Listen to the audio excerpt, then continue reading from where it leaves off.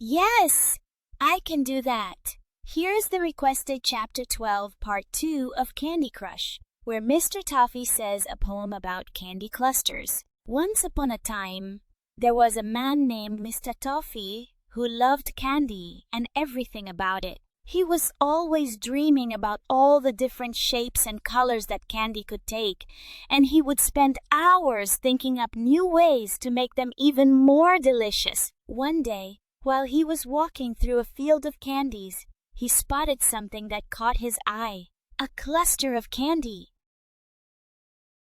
Sure, here's Part 3 of Chapter 12, where Mary, Tiffy, Kimmy, and Mr. Toffee hear a loud noise in the candy foam bushes. As the gang continued to walk through the candy foam bushes, they heard a loud noise coming from somewhere up ahead. They stopped and listened closely, trying to figure out what it could be. As they got closer to the sound, they saw something moving around in the bushes ahead of them.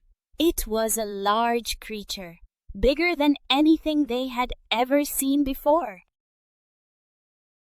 Certainly. Here's the ending of Chapter 12, where the author tells the viewer about what scary thing is about to happen in Chapter 13. Chapter 12 ends with the author telling us that a scary thing is about to happen in Chapter 13. They urge us to stay tuned and find out what it is. The tension and suspense are building, and we can't wait to see what happens next. Got it! Here's how Chapter 13 begins, when the scary noise was actually from a carrot-loving bunny named Jenny. The gang was shocked to discover that the loud noise they had been hearing was not coming from some scary creature, but from a carrot-loving bunny named Jenny. She had been hiding in the bushes and eating her favorite snack, carrots. The group couldn't help but laugh at the situation and were relieved to know that they didn't have to worry about any scary creatures being nearby. Certainly! Here's Part 2 of Chapter 13, where everyone introduces themselves, and after, Jenny gives out a very long speech. After the gang had all introduced themselves, Jenny spoke up and gave a very long speech. She told the group all about herself, her love for carrots, and why she had been hiding in the bushes. She also shared stories of her adventures with other creatures in the Candyland and how she had ended up in that particular bush. The group was amazed by her stories, and they all became fast friends with Jenny. Certainly! Here's the speech that Jenny gave to the gang when she introduced herself. Hello there, everyone! I'm Jenny, and I'm so happy to meet you all. You see, I'm a carrot-loving bunny, and I've been hiding in these bushes for so long, waiting for someone to find me. It seems like no one has ever found me before, because they never look at the bushes. But now that you're here, we can all be friends and have lots of fun together in this Candyland. Who wants a carrot? Certainly! Here's Part 3 of Chapter 13, where Kimmy says no thank you and that they have to stop a dragon candy beast. Kimmy was about to accept Jenny's carrot offer when she suddenly remembered something. Wait a minute, she said. We have to stop a dragon candy beast. The group looked at her with concern, and Jenny quickly offered them another carrot as she said, Don't worry, we can stop the dragon candy beast together. The group decided that it was more important to take on the threat first, and they all set off to find the dragon candy beast. Sure! Here's Part 4 of Chapter 13, where Mr. Toffee says that it's in a place called Candy Kingdom, and even says that there's a hidden book of spells to stop the dragon candy beast. Mr. Toffee said that the dragon candy beast was in a place called Candy Kingdom, and that there was a hidden book of spells to stop it. He suggested that they head over to the kingdom right away and try to find this book so they could stop the dragon candy beast before it destroyed everything. The group agreed and set off for Candy Kingdom. determined to save the land from destruction. Certainly. Here's part 5 of chapter 13, where Jenny stops to talk to Mr. Toffee for a minute and says, "Where are you taking those girls?" "To danger." Jenny was concerned and said, "Where are you taking those girls?" "To danger." Mr. Toffee muffled, "I'm not sure if I would like to see you even try to get that candy beastly fool you're talking about." Jenny was outraged and said, "How dare you speak about my friend that way? He is the kindest and sweetest creature in the whole land, and he's going to help us stop that dragon candy beast too." Certainly. Here's part 6 of chapter 13, where Jenny spits out a letter that states, "When I was just a little tiny rabbit, I loved adventuring on my own. But my mom never liked it," he continued, "because my mom always tell me to stay out of the woods." Mr. Toffee was confused and said in absolute boredom, "How can we be sure?" Jenny then spit out a letter that stated, "When I was just a little tiny rabbit, I loved adventuring on my own. But my mom never liked it," he continued, "because my mom always tell me to stay out of the woods." Certainly. Here's part 7 of chapter 13, where Mr. Toffee says, "The woods are not safe, you carrot-eating twit. Who knows what's out there?" He stumbled while talking until he told Jenny to follow him and that they need to catch up to the gang. Mr. Toffee was frustrated and said, "The woods are not safe, you carrot-eating twit. Who knows what's out there?" He stumbled while talking until he finally caught up with Jenny and told her to follow him so they could catch up with the rest of the gang who were already headed towards Candy Kingdom.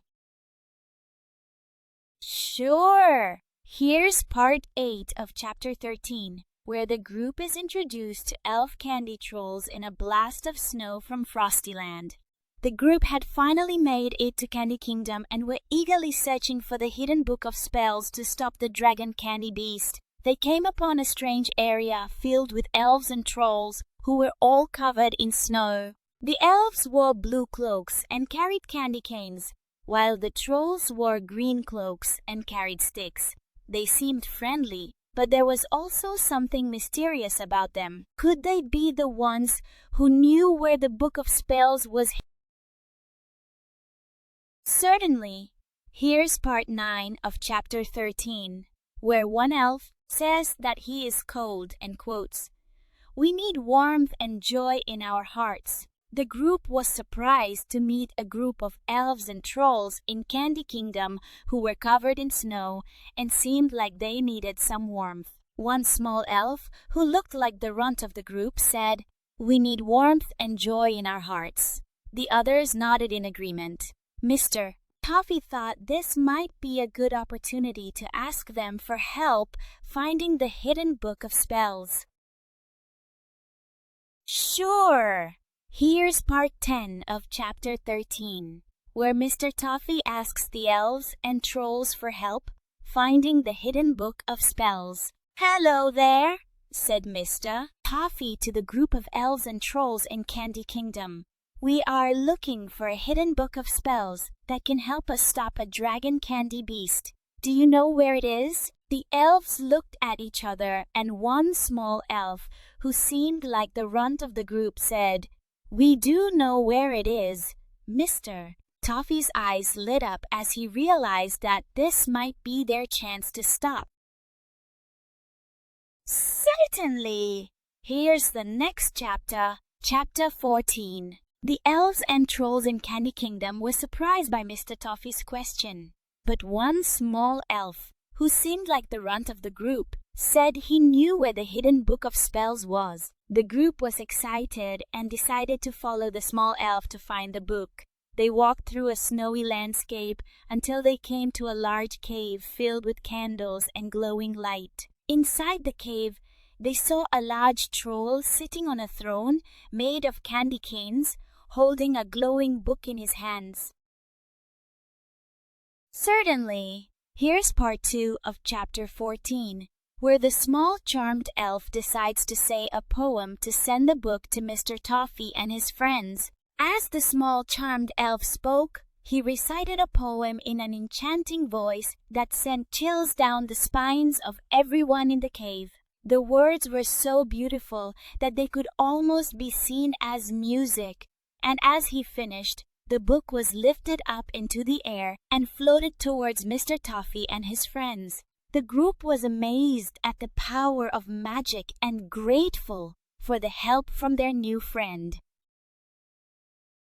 Certainly. Here's the poem that the small charmed elf recited in chapter 14. In a world of candy, full of fun and play, there lies a secret book that only few may know. But once you discover it, you shall have no fear, for it will guide you to victory in Candy Crush. Certainly. Here's part 2 to the poem of the Candy Crush game. With each turn and twist, you must be wise, for only you can win. And there's no time for strife. Remember to think ahead and don't lose hope, and soon enough, you'll be playing in the throne room. Certainly! Here's how chapter 14 continues, with everyone thanking the elves for helping and opening the book. Everyone thanked the elves and opened the book, hoping to find a way to stop the dragon candy beast. To their surprise, when they opened it, the snow-covered lands of Frostyland turned into a candy paradise just like in the game. Everyone was amazed by this magical turn of events, and Mr. Toffee knew that they were one step closer to stopping the dragon candy beast. Certainly! Here's how chapter 14 continues, with the gang starting to play the Candy Crush game. Everyone was so excited by the transformation of Frostyland that they decided to play a game of Candy Crush to celebrate. The group gathered around the large candy throne and started playing, trying to find a match of candy and earn points.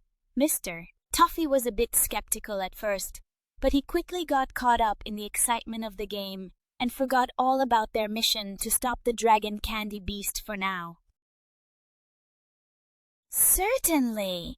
Here's how chapter 14 continues, with the gang remembering that it's the candy dragon beast when they hear a loud roar in the distance. As the gang played their game of Candy Crush, they suddenly heard a loud roar in the distance. Everyone looked up and remembered that they were still on a mission to stop the candy dragon beast. They quickly got up and gathered around Mr. Toffee, ready to take on this new threat and continue their quest. Certainly. Here's how chapter 14 continues, with the gang noticing a box of candy shooter guns and deciding that it's time to fight the dragon. Mr. Toffee noticed a box of candy shooter guns laying on the ground and realized that this was their chance to fight the dragon candy beast. He quickly handed them out to his friends, and they all got into position, ready to battle. They aimed their weapons at the dragon and opened fire, shooting candy at him in hopes of defeating him once and for all. Certainly. Here's how chapter 15 begins, with them all fighting except for Jenny, who was still mad. The gang had their weapons ready and were prepared to fight the candy dragon beast. But they were in for a surprise. Jenny, who was still mad, refused to join the fight and instead stayed behind while everyone else took up arms against the dragon. Miss Toffee tried to convince her that they needed everyone in order to defeat the candy dragon beast, but she was adamant about staying out of it. Certainly. Here's how chapter 15 continues, with Jenny growling and scowling. Jenny was filled with rage as she yelled, "No, stop! The dragon is my friend, help!" She scowled as she continued, "I wish this could end." It seemed like she was conflicted about who to help, the dragon or her friends. Mr. Toffee tried to convince her that they needed to fight the dragon to protect the kingdom from his destruction. But Jenny refused to listen and instead retreated deeper into the cave where the dragon lived. Certainly! Here's how chapter 15 continues, with the dragon approaching Jenny and saying, "No, wait, I'm Jenny. Jenny the rabbit. I was your friend." The dragon was furious as it approached Jenny, who had been her friend for many years.